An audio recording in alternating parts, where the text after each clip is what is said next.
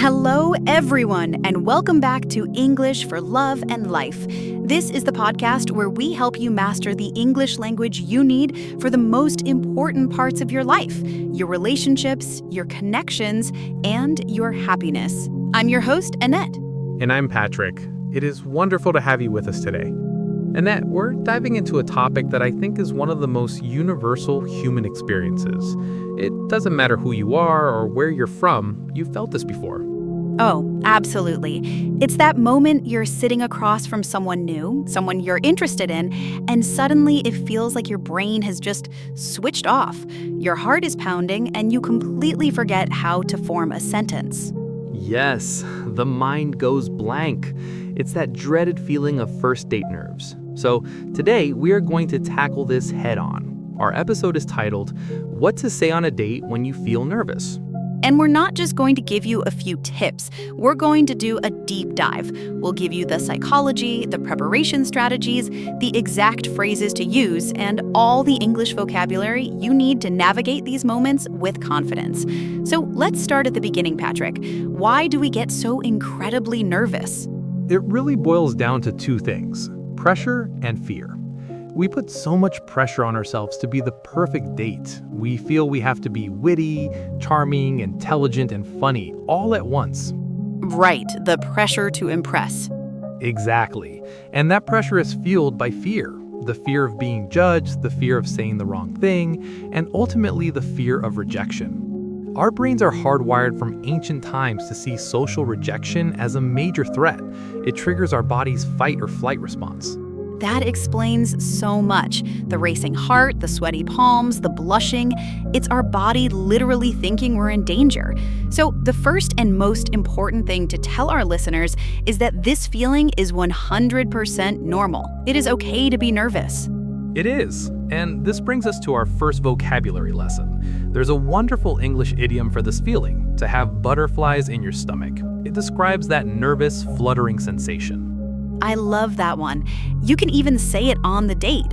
If you feel comfortable, you could say, "Wow, I have to admit, I've got a few butterflies in my stomach." It can be a very endearing and honest thing to share. It really can. And a great mental trick is to reframe this feeling. Instead of thinking, "I'm so nervous," try telling yourself, "I'm so excited." The physical sensations are almost identical. Reframing nerves as excitement changes your whole perspective.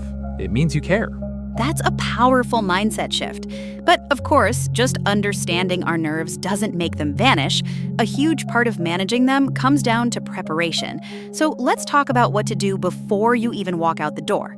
Yes, let's get into strategy. The first one, and this is crucial, is choosing the right environment for the date. The location can either dial your anxiety up to a 10 or bring it way down. Totally.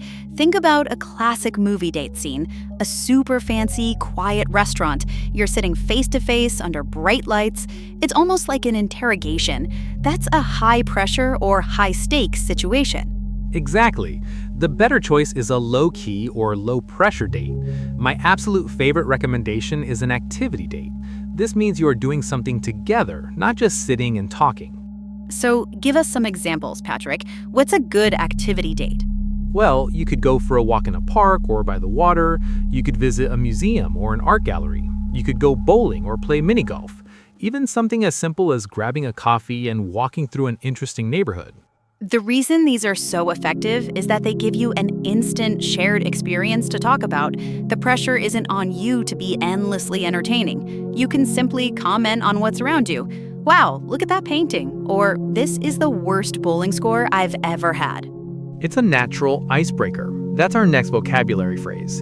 An icebreaker is something you say or do to get a conversation started in a social situation. The activity itself becomes the icebreaker. Okay, so we've chosen a great low-key location. What's the next step in our pre-date ritual? This next one is all about mindset. It's about managing your expectations. A huge source of anxiety is thinking, is this the one? Could this be my future husband or wife? That's way too much pressure. You're raising the stakes too high. Exactly. You need to lower the stakes. The goal of a first date is not to find a life partner.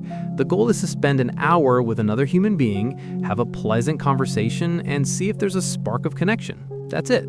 I love that. Before I go on a date, I literally give myself a pep talk in the mirror.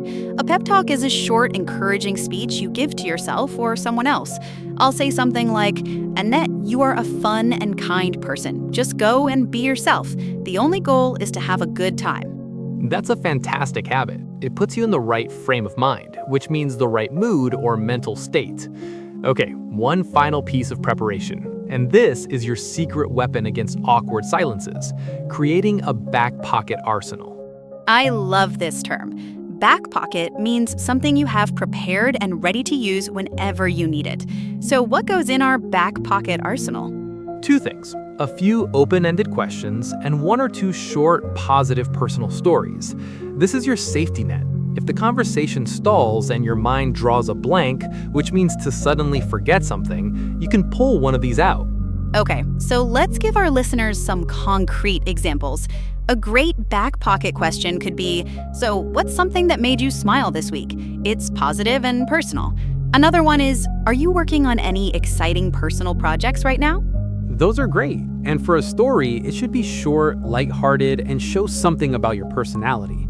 For example, a quick story about a funny thing your pet did or how you tried a new recipe and it was a disaster. It just makes you seem more human and relatable. Perfect.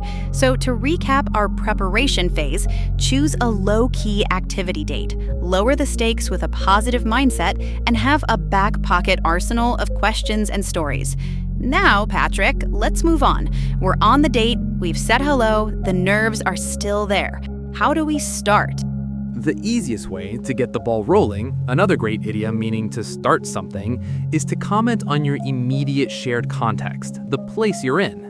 Right. It's so simple. You can say, "This cafe has such a cool vibe. Have you been here before?"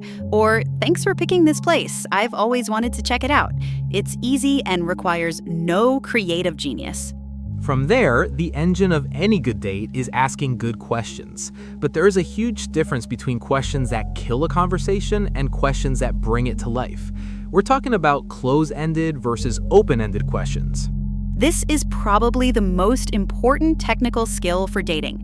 A close-ended question can be answered with yes, no, or a single word. For example, do you have any pets? The answer could just be yes, and then silence. Right. An open-ended question, on the other hand, invites a story. It requires more than a one-word answer. So instead of "do you have any pets?" you could ask, "Tell me about any pets you had growing up," or "If you could have any animal in the world as a pet, what would it be and why?"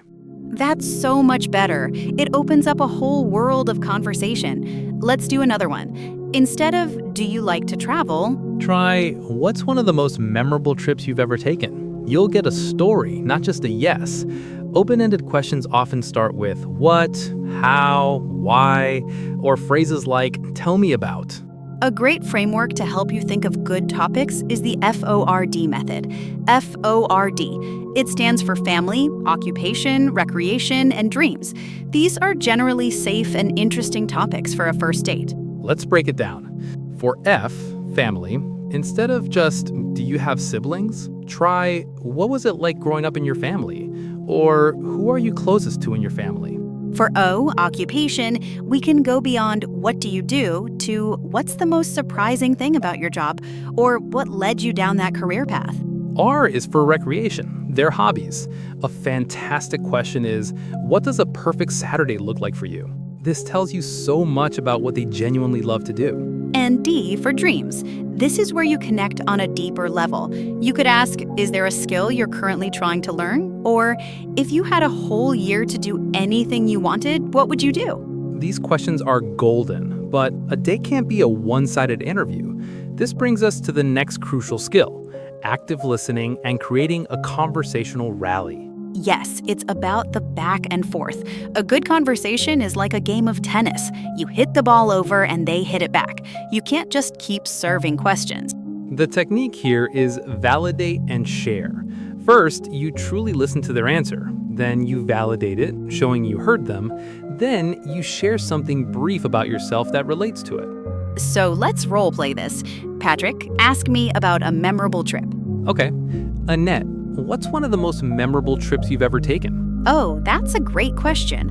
It would have to be when I went backpacking through Vietnam. The food was incredible and the scenery was just breathtaking. Okay, so now I use validate and share. I validate, wow, backpacking through Vietnam sounds absolutely amazing. I've heard the food is on another level. Then I share, I haven't been to Asia yet, but I did a similar trip through Spain a few years ago and fell in love with Spanish food. See how perfect that is? You showed you listened, you found common ground, which means a shared interest, and you gave me a natural follow-up. Now I can ask you about your trip to Spain. This is how you build rapport.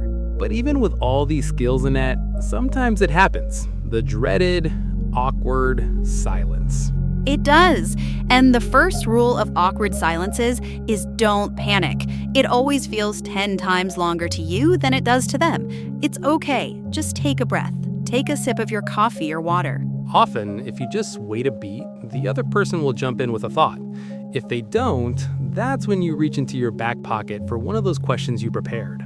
And if you're feeling brave, you can even acknowledge it with a little humor. This can be very charming. You can smile and say, "Oh my goodness, I completely lost my train of thought." That's a great idiom for forgetting what you were about to say. It shows you're human and you don't take yourself too seriously. Now, all of this is about the words we say, but so much of our communication is nonverbal. Let's talk about body language. This is key. When you're nervous, your body tends to close up. You cross your arms, you hunch your shoulders, you look down. This sends a signal that you're disinterested or closed off, even if you're not. So you have to be intentional about it. Keep your body language open. Try not to cross your arms. Lean in slightly when they are talking to show you're engaged.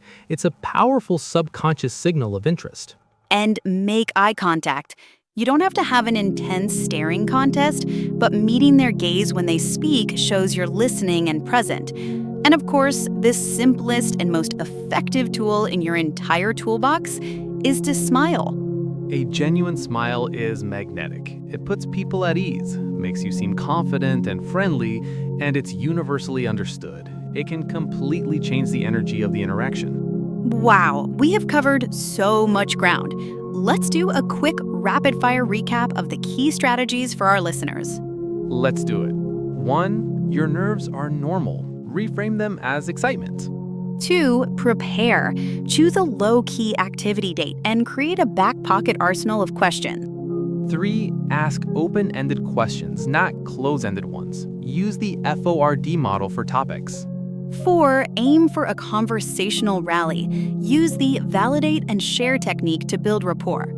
5. Don't fear the silence. Breathe. Use a back pocket question or laugh it off. And 6. Use open body language and smile. Your nonverbals speak volumes. The most important thing to remember is that the goal is connection, not perfection. Just be your wonderful, authentic self. That's the perfect note to end on. We hope this in-depth guide has given you the tools and the confidence you need for your next date. And if you found this episode helpful and want to continue improving your English for all of life's important moments, we have a very simple request. Please just take 1 second to hit the subscribe and like button in your podcast app. It costs you nothing, but it helps us immensely, and it ensures that our new lessons are delivered to you automatically every week. It's the easiest and quickest way to learn with us. Thank you all so much for spending your time with us today. Until next time, from all of us here at English for Love and Life, take care and happy dating.